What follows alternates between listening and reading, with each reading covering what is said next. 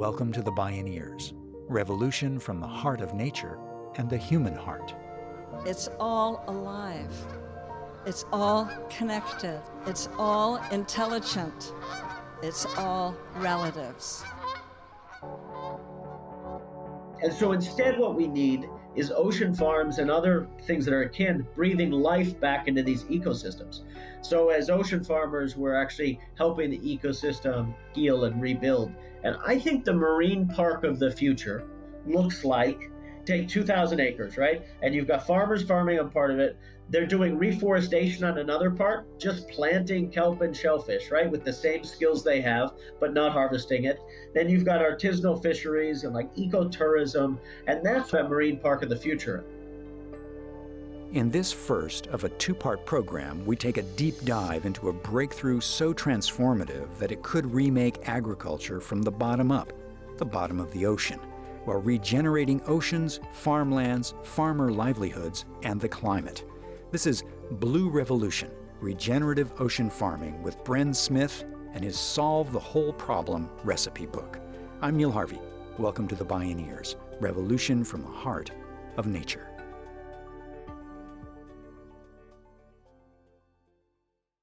As climate disruption bears down, our food system is one of our greatest vulnerabilities.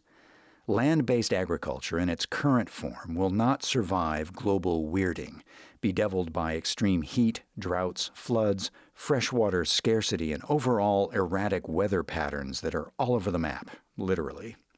And in many cases, it's conventional agriculture itself that's worsening the very conditions that will topple it.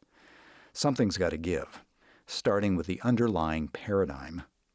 In an iconic 1981 essay, the esteemed writer and farmer Wendell Berry wrote that the key to overcoming our escalating agricultural crisis is what he called solving for pattern.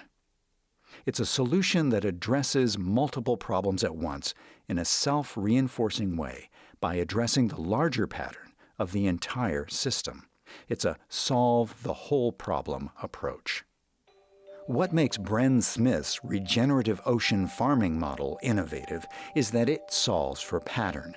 At the same time that land-based farming faces extreme systemic threats, if the fishing business continues as usual, many ocean fisheries are projected to collapse by 2050. Regenerative ocean farming offers a breakthrough pathway for addressing these twin crises. This type of marine-based farming, known as mariculture, is an extraordinarily productive and low-impact way of producing vast quantities of food for a growing population. Simultaneously, this regeneration revolution aims to redesign the food economy away from destructive profit-driven practices and agribusiness monopolies in favor of democratizing the food economy. And that's just the foam on an ocean of possibilities. Bren Smith is the co-executive director and co-founder of GreenWave, a nonprofit that trains and supports regenerative ocean farmers. We spoke with him in an online conversation. Our land-based food system is being pushed out to sea, right? Whether it's droughts, wildfires, the lack of nutrients in the soil. Like, we're going to have to get more food from the ocean. I think there's no question about that. But our ocean's wild populations can't bear the brunt of that. 90% of fish stocks are either overfished or fished at their limits. Like, we need to actually roll back the impact of industrial fishing. A fisherman is all Bren Smith ever wanted to be. Born in Newfoundland, Canada, he headed out to sea when he was 14 after dropping out of school. He fished in Gloucester and Lynn for tuna and lobster, and later shipped out to the Bering Sea for many years. Then the cod stocks crashed. It triggered the biggest layoff in Canadian history, with 35,000 people thrown out of work. Bren watched fishermen wandering the streets like displaced persons, boats beached, canneries dead empty. He saw that industrial fishing operated by essentially clear-cutting entire underwater ecosystems while chasing fewer and fewer fish further and further out to sea. He knew there would be no jobs on a dead planet. That blood-chilling experience jolted his relationship with the sea. He looked to conventional aquaculture, but realized it was the wretched analog of putting Iowa pig farms on the sea. I mean, I was so excited to go farm fish, right? Because I was told this was the future. We were going to feed the planet. And it was just like this hotbed of learning. But then I got out to the farms and it was really, really heartbreaking. You know, using pesticides, antibiotics, fish breaks. The fish tasted terrible. They looked terrible. I think the aquaculture industry at that time, although it's really tried to make improvements, there are a lot of good folks really trying to innovate, but it chose the wrong thing. Like aquaculture did not ask the ocean, what does it make sense to grow? What it did was it asked the market, right? And what the market said at the time was, like, everybody likes to eat salmon and tuna. Why don't you grow salmon and tuna? And what we need to do is flip that and ask the ocean, what does it make sense to grow? What's unique about the ocean as an agricultural space? And you ask that, and the ocean says, why don't you grow things that you don't have to feed and don't swim away? And I think that was then my journey. Let's grow as many of those species as possible. And that's how you get to regenerative ocean farming at the end of the day. Synchronicity struck. When New York's Long Island Sound reopened to oyster farmers in order to attract young people into the shellfishing industry, Bren started Thimble Island Ocean Farm to grow oysters off the coast of Connecticut. Again, he encountered new secondary problems and had to change course. God, was I a bad oyster farmer. Like, really bad at it. I killed millions of oysters my first couple years because it was psychologically such a different thing. Like, you know, I'm a hunter-gatherer and my nature. And suddenly I was floating around in the same 20 acres, you know, supposedly cultivating these little creatures. And I found it boring at first. I was like, where are the rogue waves? Where's the excitement? But eventually I just fell in love, like developing the blue thumb, just really watching the winds and waves on this small patch of water and just knowing every inch of it every season. There's a real thrill to that. You know, I'd been oyster farming for about 7 years, was very successful because I was close to New York. It was sort of the emergence of the boutique Brooklyn oyster scene, right? And that's where I really learned to think and appreciate food, because I'm both not an environmentalist, but I'm not a foodie either. You know, I like to eat at the gas station is my favorite. So that, you know, the oyster company was doing real well. And then Hurricane Irene and Sandy came in, and that was hurricanes destroying my farm 2 years in a row. And 1 year is one thing, right? You're like, oh, terrible, but let me pick myself up, start again. You get hit 2 years in a row with 90% of your crop gone, over half your gear destroyed, and you realize that this is the new normal. Climate change at that point was supposed to be a slow lobster boil. It was going to be a 100-year-off problem. And the environmentalists and public policy people were talking about it, like, let's protect and save our children. And suddenly I was the canary in the coal mine. I was like, no, this is about my farm, my boat, my livelihood, and it's right now. It was depressing, I gotta be honest. That moment, I think, was the best moment of my life, where out of the negativity and the hopelessness sort of bred, I think, opportunity. You know, our backs are against the wall. Very often humans do their best thing.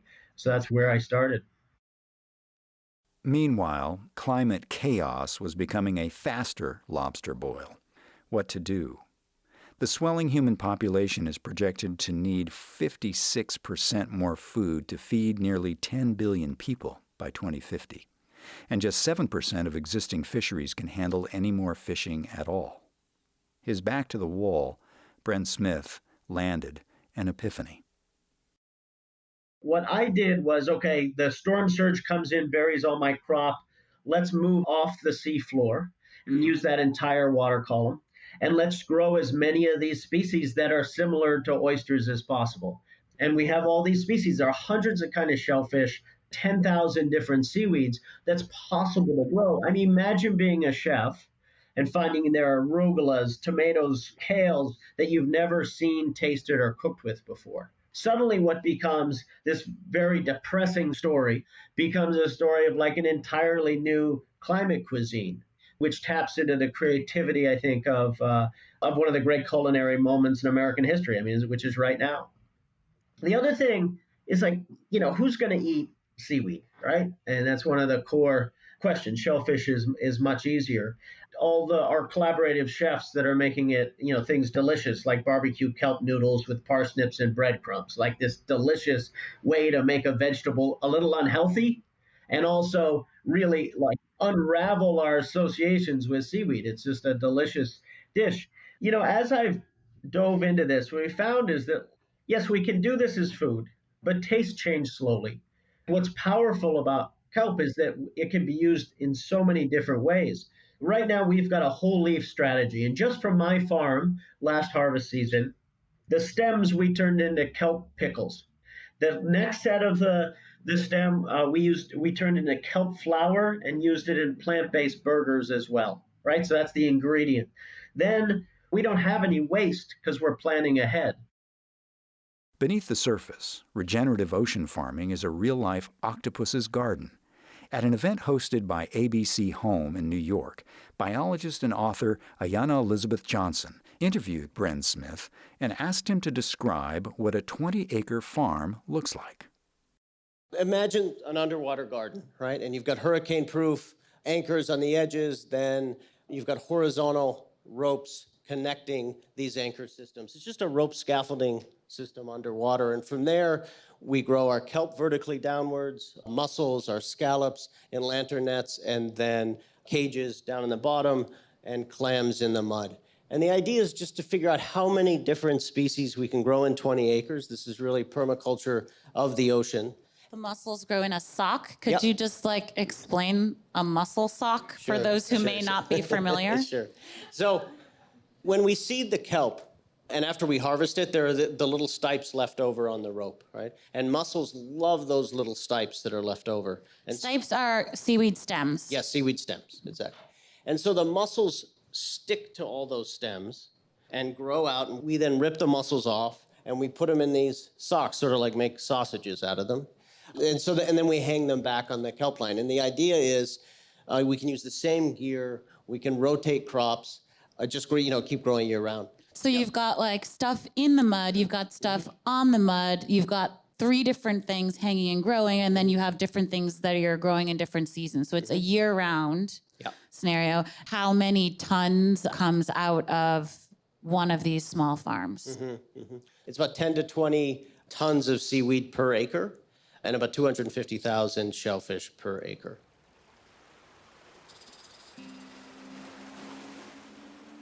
Bren Smith shows how we can sustainably harvest massive quantities of protein and nutritious vegetables from the seas in ways that also restore coastlines, communities, local economies, and the climate.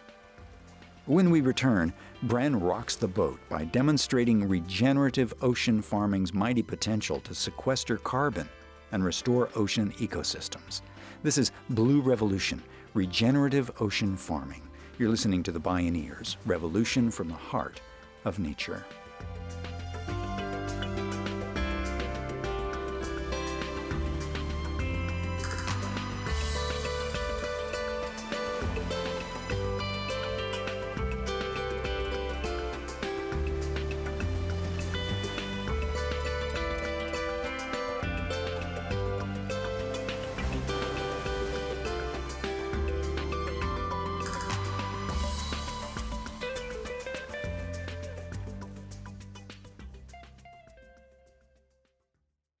Have you ever attended the annual Bioneers conference? This year, we're taking the conference online so you can take part wherever you are.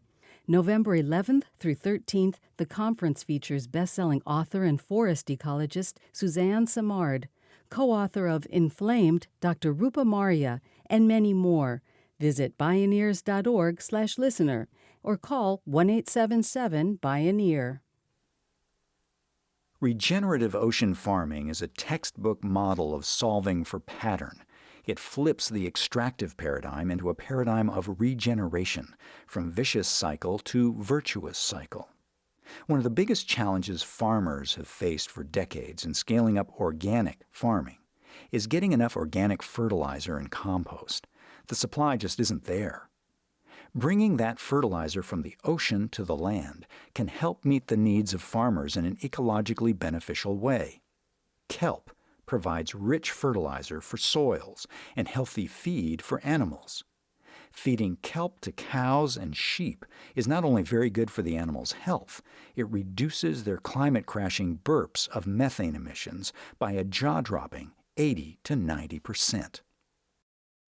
I was at the Al Gore's Climate Underground, all about regenerative farming. I was the only ocean person there out of like 300 people.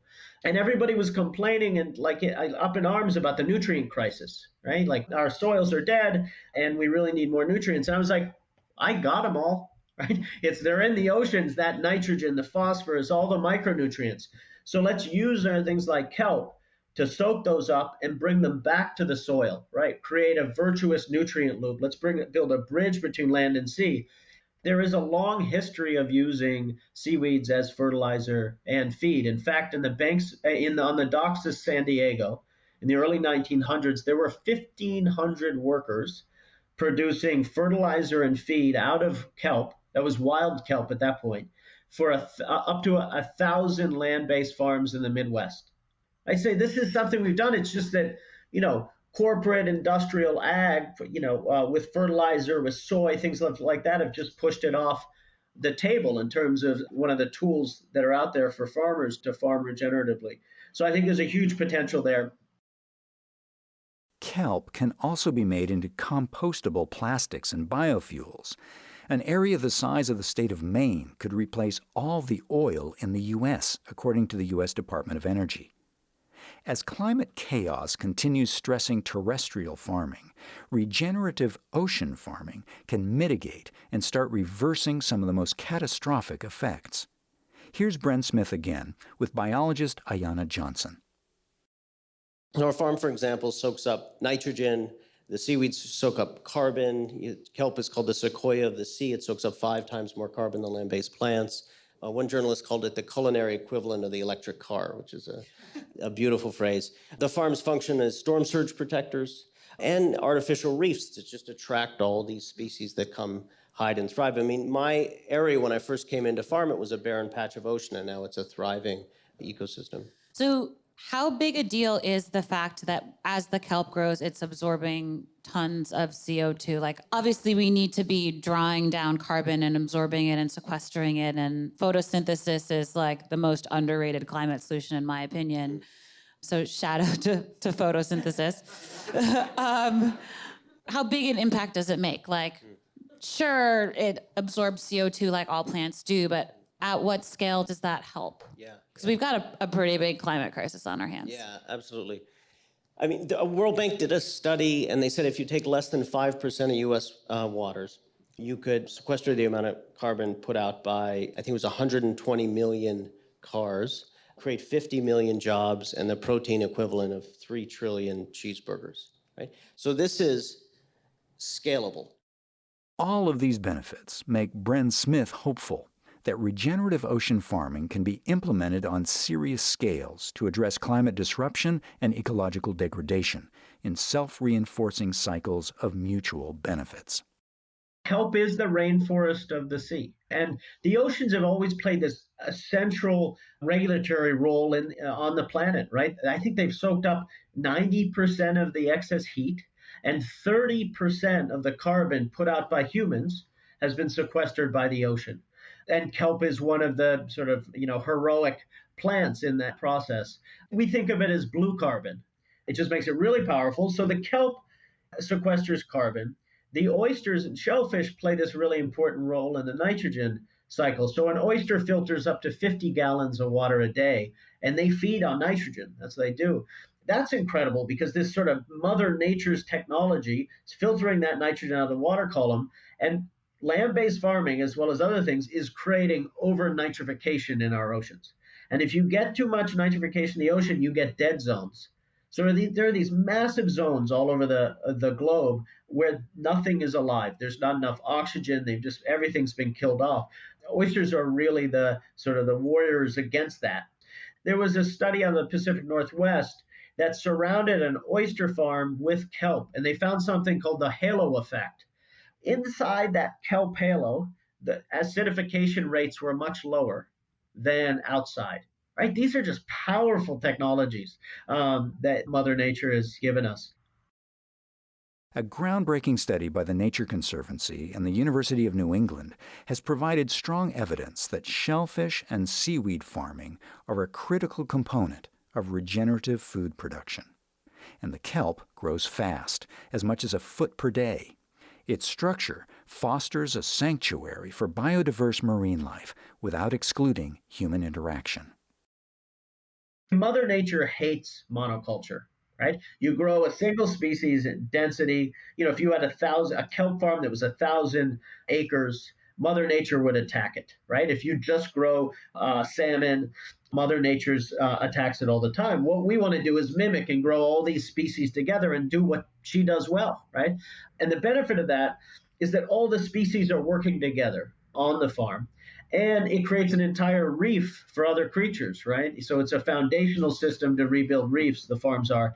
That's sort of a whole package of benefits that the farming model brings. The other thing is, we seed the farms, and then all our crops send more seed into the natural environment. We only use native species. And so, yes, we're farming and harvesting, but we're overproducing. And so rebuilding that ecosystem all around us. I think that's one of my frustrations, honestly, with part of the environmental movement is that it's obsessed with conservation, right? So we need to set things aside. So, for example, take the ocean and create marine parks. But I think what they don't understand is in the era, or maybe they understand but aren't sort of really grappled with, is we could set aside the entire ocean as a marine park and it'll die because of climate change.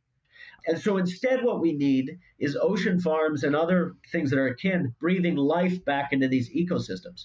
So as ocean farmers, we're actually helping the ecosystem heal and rebuild. And I think the marine park of the future looks like, take 2,000 acres, right? And you've got farmers farming on part of it. They're doing reforestation on another part, just planting kelp and shellfish, right? With the same skills they have, but not harvesting it.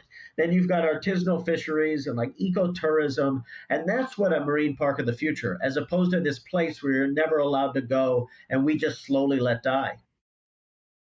By mimicking nature's playbook, we can help nature heal itself and set in motion a virtuous cycle of regeneration. In this paradigm, human beings are no longer the bad guys. In truth, indigenous peoples have long held this kind of knowledge. When the Europeans first set foot on North America, what the first peoples called Turtle Island, they saw a vast, undisturbed wilderness of endless bounty.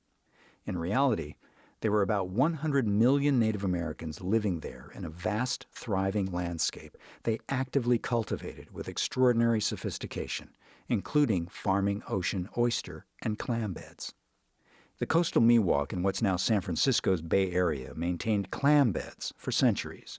Then the Forest Service declared the area a preserve and told the Miwok people they couldn't harvest clams anymore. The Miwoks asked, "Don't you understand? The clams know we're coming. If we don't come, they'll die."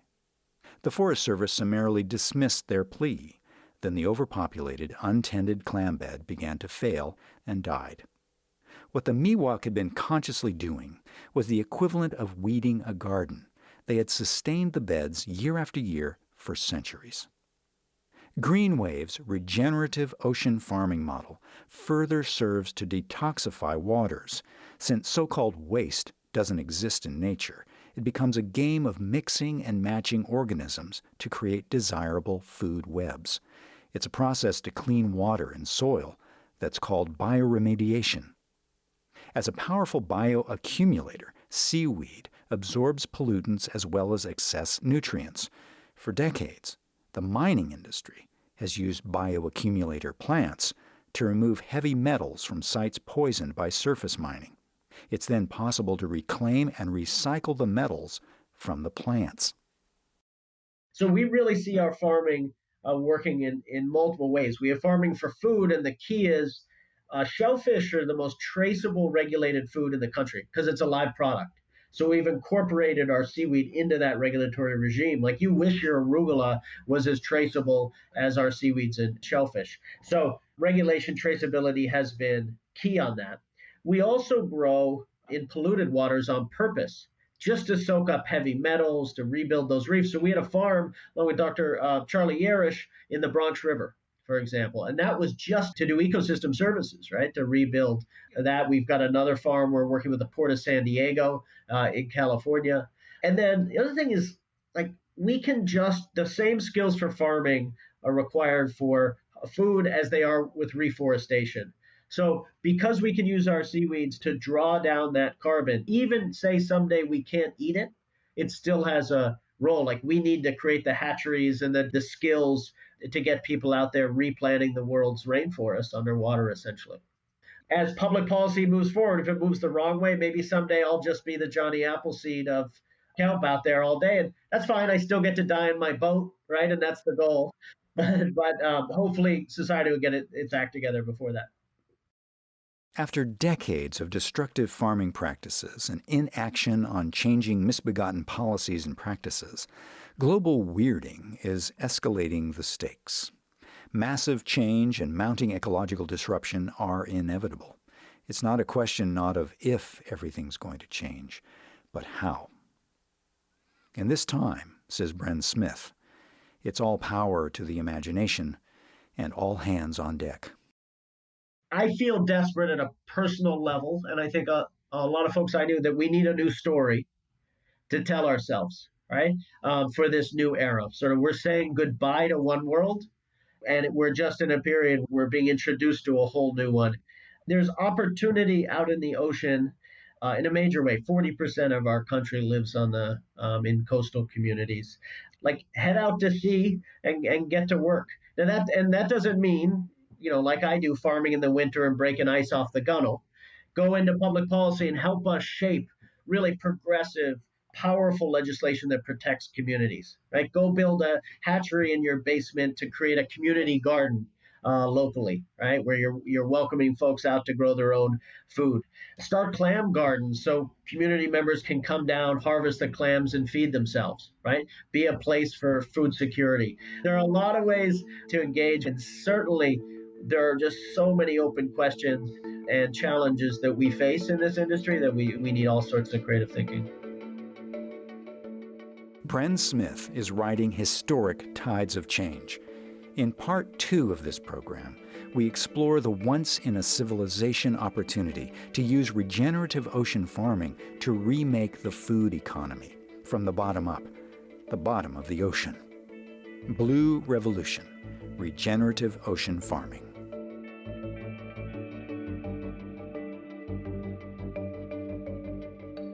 You can explore more of our media at Bioneers.org. Subscribe to our podcast and newsletters and find out how to follow us on social media. This program is a production of the Collective Heritage Institute. Executive producer Kenny Ausubel. Written by Kenny Ausubel. Senior producer and station relations Stephanie Welch.